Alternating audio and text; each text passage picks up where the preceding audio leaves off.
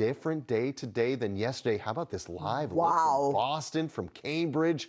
What a gorgeous shot, as we can see blue skies with the clouds splattered all in there. That is a picture-perfect start to your day. Matt Noyes, let's talk about the live radar right now. Showtime. These are the moments when you could hear that gunfire.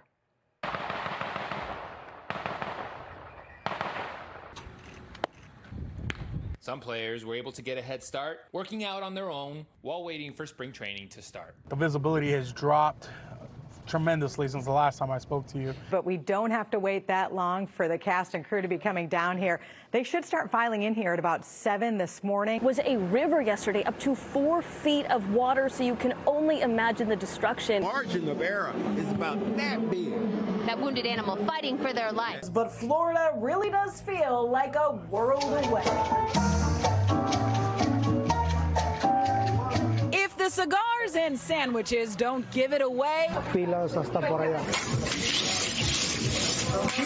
Up there, another look from our thunder truck. You can see actually the water just spraying up. Yeah, so we passed high tide, and really there's no big concern. At one point, this whole plaza was flooded, with water able to pick this dumpster up and drag it across the parking lot. Oh my God. Trump baby #1. Back outside the jail, where hundreds spend most of the day. So the frenzy we saw out here today really could be just the beginning. Smith family happy they'll be missing all of it, moving up their flight to Florida to beat the snow. I'm going to Disney World.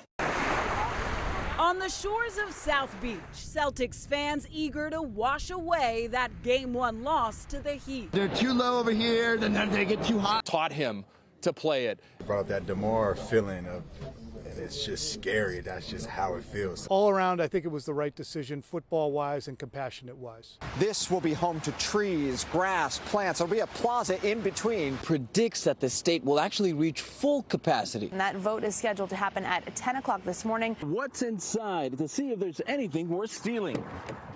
And just like that, your stuff is gone. This is the place to be if you celebrate fright, because magic happens in the Witch City on Halloween night.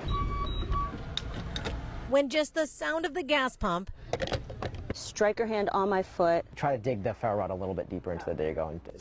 There you go. Whoa. Inside Fenway Park. Here on South Beach. In Boston. In Miami, I'm Abby Nesgoda. Reporting in Miami, I'm Malcolm Johnson. From San Francisco, in Thrive City, I'm Raul Martinez. In Fort Myers, Jesus Quiñones. Con esto regresamos al estudio. Begin with breaking news. Former President Donald Trump arrested and booked at an Atlanta jail. Good evening, I'm Glenn Jones. And I'm Priscilla Casper. The 45th president of the United States has become the first with a mugshot. Earlier tonight, Trump surrendered to authorities in Georgia. It's in connection with the 4th indictment he's currently facing. Now, in this case, he's been indicted on 13 charges, including a violation of Georgia's RICO Act for allegedly scheming to overturn the results of the 2020 election. NBC 10's Eli Rosenberg is live in Atlanta tonight covering this historic day. Eli. Well, Glenn, it was a busy day outside and inside the Fulton County Courthouse here behind us. You know, talking with a lot of people throughout the day, many in support of the former president, others not so much. But tonight it seems like all anyone wants to talk about is this mugshot. In Atlanta, a night of firsts. As former President Donald Trump drove to the Fulton County Jail, becoming the first person in modern history to serve as president and face criminal charges. And this, the first mugshot of a former president. It's history in the making for sure. For sure. It's crazy. Crazy. Trump arriving at the jail around 7:30 Thursday night. He spent about 20 minutes inside, listing his height and weight and his hair color as blonde or strawberry. Trump in Atlanta after being indicted last week, charged with 13 felony counts. Prosecutors say he tried to overturn the results of the 2020 election here in Georgia. Come down and take a few pictures. With Trump inside the jail, people packing the streets hoping to catch a glimpse. It's rough on traffic, a lot of hoopla. What are you going to do? Everybody goes to jail eventually, right? I wanted to actually be down here, #1, to witness history. My son is a history nut. I wanted to show support. And as quickly as he came, Trump left the jail, headed back to the airport where he briefly talked with reporters. Thank you very much for being here. I really believe this is a very sad day for America. This should never happen. Trump baby, #1. Back outside the jail, where hundreds spent most of the day waiting and watching, it was this, Trump's mugshot, his stare into the camera that everyone was talking about. I think a mugshot was unnecessary. Everybody knows who Donald Trump is. I've been calling this mugshot day. I can't believe that they did a mugshot. It's pretty disgusting. But hey, he's the first U.S. president to have that happen, but that's okay, because we got his back, and we love him. And with the booking process complete tonight, all eyes now shift to the arraignment. The DA wants to have that the week after Labor Day. Often that happens in person, but the sheriff's office here says, Glenn, that may be virtual or waived altogether. Eli, Trump's legal troubles continue to mount, including those charges in D.C. and Miami. You were there when he was charged in Manhattan. Remind us how this case in Georgia is different. Yeah, Glenn, there are a couple differences here. First, the main charge that Trump is facing, this racketeering charge, well, that is often used for mobsters. And by law, here in Georgia, cameras are allowed in the courtroom with a very few number of exceptions. So the frenzy we saw out here today really could be just the beginning. Glenn. Eli Rosenberg, live tonight in Atlanta. Thank you.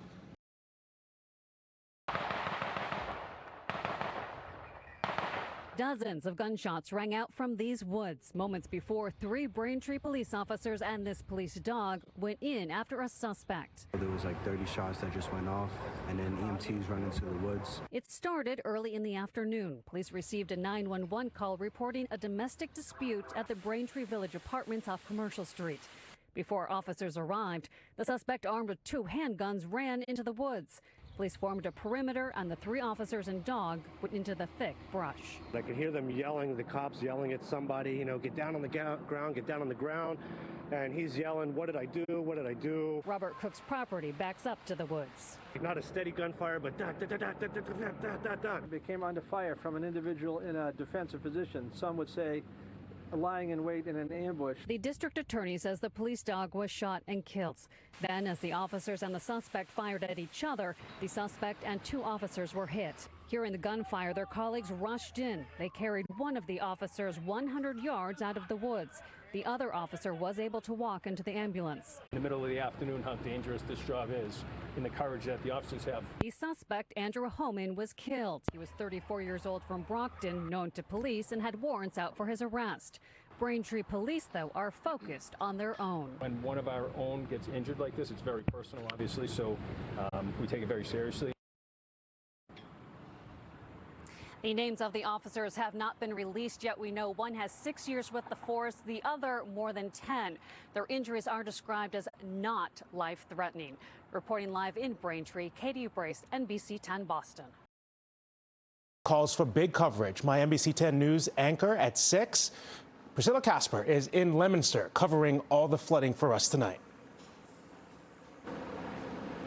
Glenn, it is incredible to believe that last night you and I were watching as all of this flooding happened here within the last 24 hours. I mean, we could not imagine what was underneath the roads there. At one point, no one had really any idea at how much devastation that this water could bring, and the amount of water that dropped in such a short amount of time. Residents here were here on Lancaster Street. Some residents decided to stay, others decided to go. The residents that stayed tell me that this street was a river yesterday, up to 4 feet of water, so you can only imagine the destruction that you can see behind me. Now, the damage is nothing short of awful and incredible. Just look at footage Sky Ranger shot a short time ago near Railroad Square.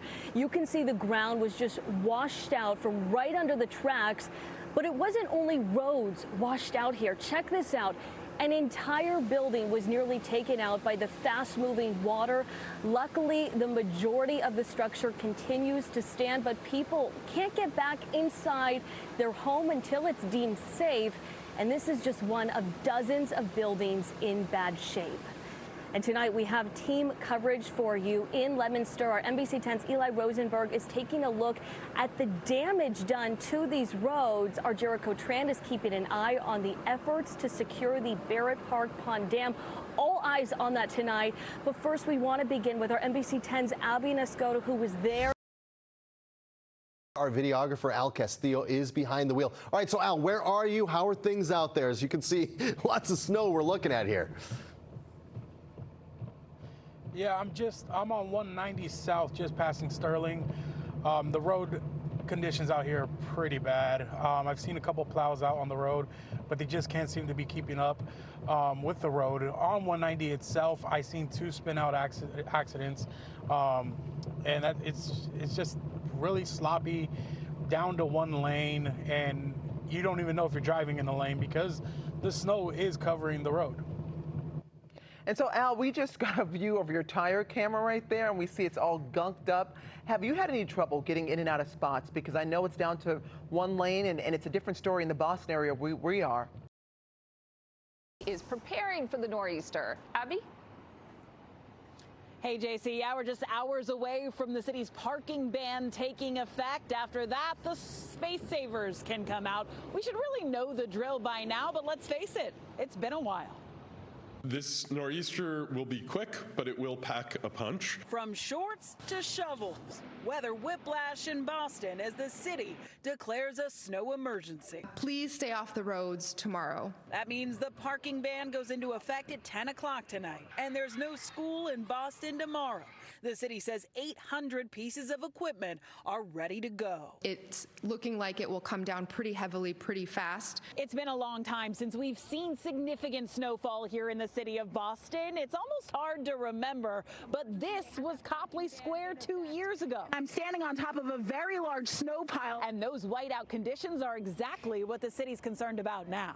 1 to 2 inches an hour during the peak of the storm. But snow isn't the only concern. On Boston's Long Wharf, flood barriers are up around businesses and the Aquarium Tea Station, since the storm is hitting during astronomically high tides. So there is also the potential for some coastal flooding. Yes, I'm fully ready. At Charles Street Supply, they haven't sold this stuff in a while. I love to ski, I sell shovels, and I sell ice melt. So none of those things have been going on. Good for business, not for trolley tours. The guides just found out they won't be operating tomorrow. They announced it would be a Stormageddon, so we're always looking out for it. The Smith family happy they'll be missing all of it, moving up their flight to Florida to beat the snow. I'm going to Disney World. I think we all wish we could be in a warmer climate right about now, but over at Boston Logan Airport, they are expecting some weather-related cancellations during the height of the storm. The T is also asking commuters to be patient in case of any weather-related delays on the rails tomorrow. We're live in Copley Square. I'm Abby Nisgo to NBC 10 Boston. All great advice. Abby, thank you.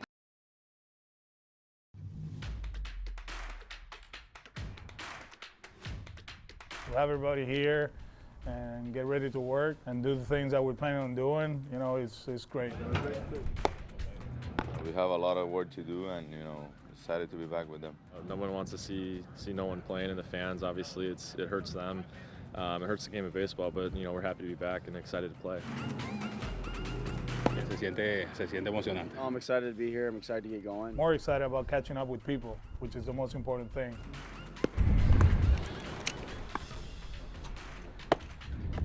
I was hitting live BPs and stuff, just staying ready and trying to treat it as much as I could as spring.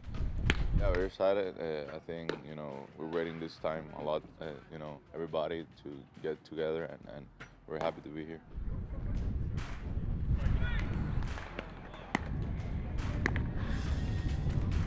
Most importantly, the fans, they deserve it, and we're ready to go.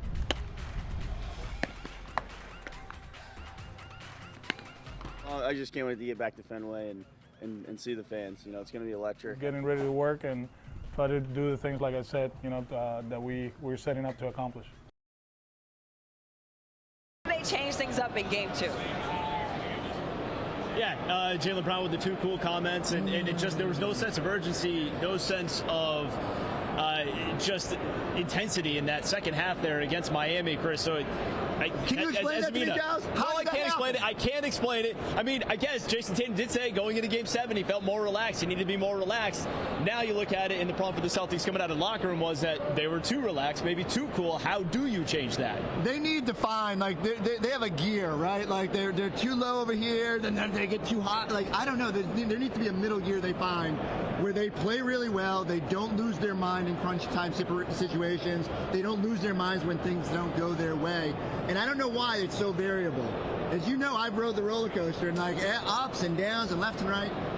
But the Miami Heat will do that to you. They want to speed you up. They want to make you feel uncomfortable. They want you to throw away passes. For me, it comes down to you just have to be a little bit more locked in. You have to be a little bit more focused. That doesn't mean necessarily being super tight. Right.